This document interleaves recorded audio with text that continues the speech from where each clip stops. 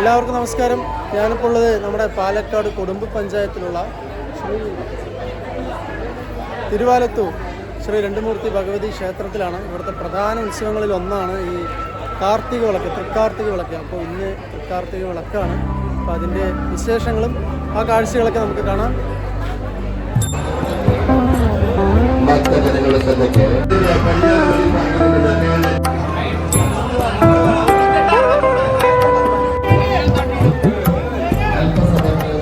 നമ്മളീ കാണുന്നത് വിളക്ക് കൊളുത്താനുള്ള ഒരു തിരിയുണ്ട്, കോല്. ഈ കോല് വാങ്ങുന്നതിനുള്ള ഈ തിരക്കാണ് ഈ കണ്ടുകൊണ്ടിരിക്കുന്നത്.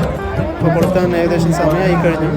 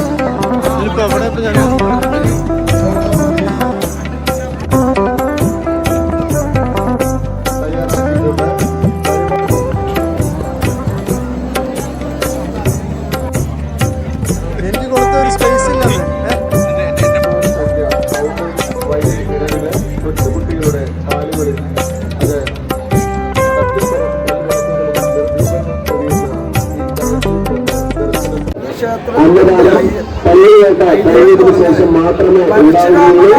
ഏകദേശം 9:30 മണിയാണ് സാധാരണ ദിവസങ്ങളിൽ നിന്നും വിഭിന്നമായി ഇന്ന് പള്ളിയൊക്കെ കഴിഞ്ഞതിന് ശേഷം മാത്രമേ അന്നദാനം ഉണ്ടാകാറുള്ളൂ.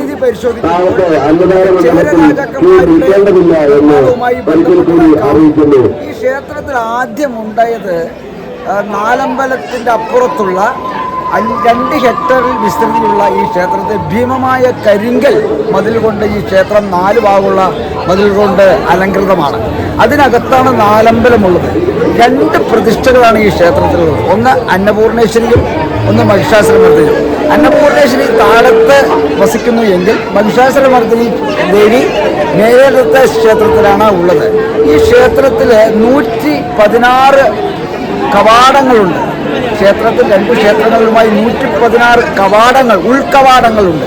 ഈ ക്ഷേത്രത്തിൽ നാലമ്പലമുണ്ട്, ചുറ്റമ്പലമുണ്ട്.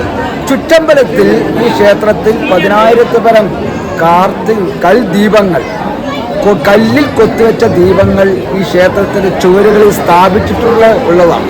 കേരളത്തിലെ മറ്റേത് ക്ഷേത്രങ്ങളിൽ കാണാത്ത അത്ര ഒരു മാറ്റം ഈ ക്ഷേത്രത്തിലുണ്ട്. ഈ ക്ഷേത്രത്തിൽ ഈ ഉത്സവകാലങ്ങളിൽ ഈ കൽവിളക്കുകളെല്ലാം പരിശുദ്ധമായ നല്ലെണ്ണയിൽ തെളിയിക്കുക പതിവുണ്ട്. ഈ ഇത്രയും ഒരു പൂർവികർ ചെയ്തിരിക്കുന്നത് അന്ന് ഈ ക്ഷേത്രത്തിൻ്റെ വരും തലമുറകൾ ഈ കൽവിളക്കുകളിൽ നിർദീപങ്ങൾ തെളിയിക്കും എന്ന ആശയോട് കൂടിയിട്ടാണ് അവർ ചെയ്തിരിക്കുന്നത്. ഉത്സവാഘോഷ കമ്മിറ്റി കൃത്യമായി നിർവഹിക്കുന്നുണ്ട്. അതുപോലെ തന്നെ ഈ ക്ഷേത്രത്തിന് ഒരു ചരിത്രം പറയുന്നത് ഈ ക്ഷേത്രത്തിൽ ഉത്സവകാലങ്ങളിൽ എല്ലാവർക്കും ഭക്ഷണം നൽകി വന്നിരുന്നു എന്നുള്ളതാണ്. ഭക്ഷണം വന്ന് ഇലയിട്ട് ഇരുത്തി കൊടുത്ത ശീലമല്ലായിരുന്നു. ഭക്ഷണങ്ങൾ ഉണ്ടാക്കി അംഗങ്ങൾക്ക് പകർന്നു കൊടുക്കുന്ന ഒരു ഉത്സവമായിരുന്നു തിരുവാലത്തൂർ രണ്ടുമൂർത്തി ഭഗവതി ക്ഷേത്രത്തിലെ കാർത്തിക വിളക്കുത്സവം. ക്ഷേത്രത്തിന്റെ കീഴിൽ 700 ഹെക്ടർ ഭൂമിയുണ്ട്. പാലക്കാട് ജില്ലയിൽ നാനാഭാഗങ്ങളായി വിഭാഗിച്ച് കിടക്കുന്ന വിസ്തൃതിപ്പെട്ട് കിടക്കുന്ന ഈ ഭൂമികളെല്ലാം ഇന്ന് അന്യാധീനപ്പെട്ടുകൊണ്ടിരിക്കണം. 1957-ലെയും 1967-ലെയും കർഷകരുടെ നിയമം മൂലം ഈ ക്ഷേത്രത്തിന്റെ ഭൂസ്വത്ത് മുഴുവൻ നഷ്ടപ്പെട്ടു. ആ ഭൂസ്വത്ത് കൈവശം വെച്ചിരിക്കുന്ന അവരിൽ നിന്ന് വളരെ തുച്ഛമായ വരുമാനം മാത്രമേ ഈ ക്ഷേത്രത്തിന് ഇപ്പോൾ നമുക്ക് ലഭിക്കാറുള്ളൂ. ഈ ക്ഷേത്രത്തിന്റെ മഹിഷാസുരമർദ്ദിനി ക്ഷേത്രത്തിന്റെ മുൻവശത്തുള്ള ആ ബലിക്കല്ലിൽ ശിലാലിഖിതത്തിൽ ഒരു കൊത്തിവെച്ചിട്ടുണ്ട്. ആ ശിലാലിഖിതം പരിശോധിക്കുമ്പോൾ 760 വർഷങ്ങൾക്ക് മുമ്പാണ് ഈ ക്ഷേത്രം പണിതതെന്നാണ് അതിൽ കാണുന്നത്. ഈ ക്ഷേത്രത്തിന് പ്രധാനപ്പെട്ട 4 ഗോപുരങ്ങളുണ്ട്. തെക്കേ ഗോപുരം, പടിഞ്ഞാറേ ഗോപുരം, എന്നാൽ കിഴക്കേ ഗോപുരം പരിശോധിക്കുമ്പോൾ മറ്റു ഗോപുരങ്ങളിൽ നിന്ന് തികച്ചും വ്യത്യസ്തമാണ്.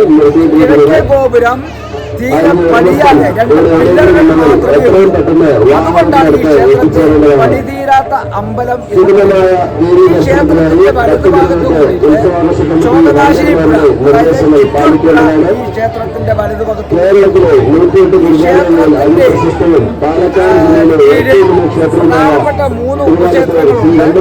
ശങ്കരനാരായണ ക്ഷേത്രം, ആളിയാർ ശിവക്ഷേത്രം, ആളിയാർ ഗണപതി ക്ഷേത്രം, ഉമാമഹേശ്വരി ക്ഷേത്രം. ആ ക്ഷേത്രത്തിന്റെ സ്ഥിതി വളരെ പരിതാപകരമാണ്.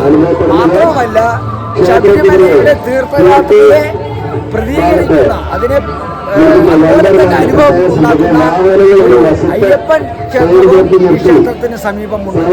ഈ ക്ഷേത്രത്തിലെ ഇപ്പോഴത്തെ കമ്മിറ്റിയും ട്രസ്റ്റ് ബോർഡും ഈ ക്ഷേത്രത്തിലെ ഭക്തജനങ്ങളുടെ മുന്നിൽ എത്തിക്കാൻ വേണ്ടി നിതാന്ത പരിശ്രമമാണ് ചെയ്യുന്നത്. അതിന് പത്രമാധ്യമങ്ങൾ, ദൃശ്യമാധ്യമങ്ങൾ എല്ലാവരുടെയും സപ്പോർട്ട് ഞങ്ങൾക്ക് ലഭിക്കുന്നുണ്ട്. തുടർന്നും അത് ലഭിക്കുകയാണെങ്കിൽ കേരളത്തിലെ മഹാക്ഷേത്രങ്ങളിൽ ഒരു ക്ഷേത്രമായി ഇത് രൂപാന്തരപ്പെടും എന്നുള്ള കാര്യത്തിൽ സംശയമില്ല. ഞങ്ങൾ ശബരിമല തീർത്ഥാടകരെ മുഴുവൻ ഈ ക്ഷേത്രത്തിലേക്ക് ആകർഷിച്ച് ഈ ക്ഷേത്രത്തിന്റെ അഭിവൃദ്ധിയും പുരോഗതിയും ഉറപ്പാക്കാനുള്ള നിതാന്ത ശ്രമത്തിലാണ് ഞങ്ങൾ.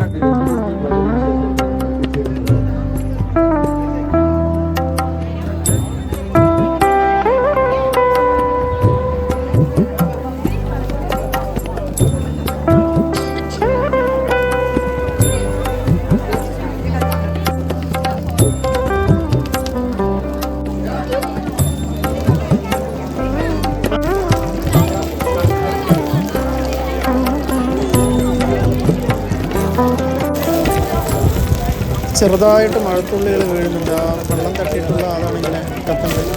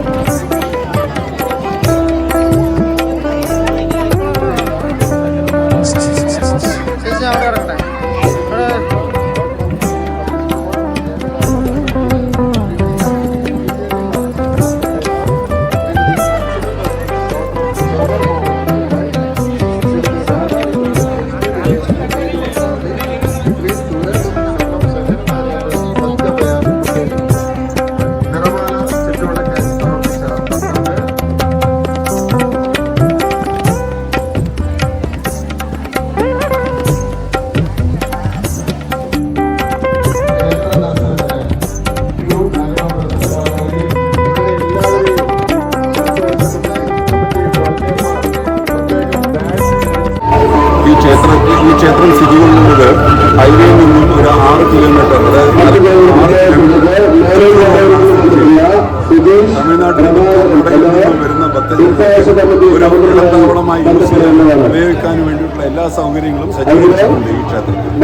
മാത്രമല്ല, ക്ഷേത്രത്തിൽ വരുന്ന ഭക്തജനങ്ങൾക്കുള്ള അന്നദാന സൗകര്യങ്ങളും നടപ്പാക്കിയിട്ടുണ്ട്. പിന്നെ ഈ ക്ഷേത്രത്തിൽ ഉത്സവകാലങ്ങളിൽ കാരണം ക്ഷേത്രത്തിൽ 7 കുളങ്ങളാണ്. അതിന് നടുക്ക് സ്ഥിതി ചെയ്യുന്ന അഗ്രശാല കിണറ്റിൽ നിന്ന് വെള്ളം വളരെ ഔഷധ ഗുണമുള്ള വെള്ളമാണ്. അതിൽ നിന്നും ഉണ്ടാക്കുന്ന ഭക്ഷണം അത് ഉദര സംബന്ധമായ അസുഖങ്ങൾക്ക് പോലും അത്രയും നല്ല പവിത്രമായ ക്ഷേത്രമാണ്.